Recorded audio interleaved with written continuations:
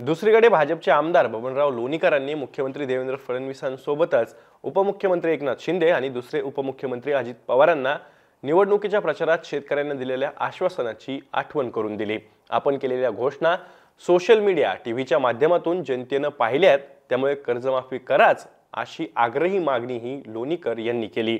ते नेमकं काय म्हणाले तेही पाहून घ्या। अध्यक्ष महोदय, शेतकऱ्यांच्या कर्जमाफीच्या विषयामध्ये सरकारच्या समोर आव्हान आहे। शेतकरी मराठवाड्यातले विदर्भातले आत्महत्या करतात। पश्चिम महाराष्ट्रात सुद्धा काही जिल्ह्यामध्ये कायम स्वरूपी दुष्काळ असणारे तालुके आहेत आणि सरसगट शेतकऱ्यांचं कर्ज माफ होईल, कारण आपण ती घोषणा केलेली आहे।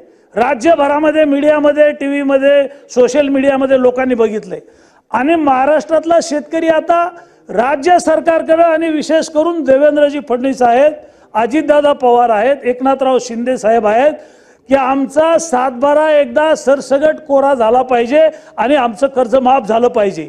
अशा प्रकारची महाराष्ट्रातल्या आत्महत्या करणाऱ्या जिल्ह्यामध्ये, तालुक्यामध्ये शेतकरी कर्जमाफीची वाट पाहत आहेत।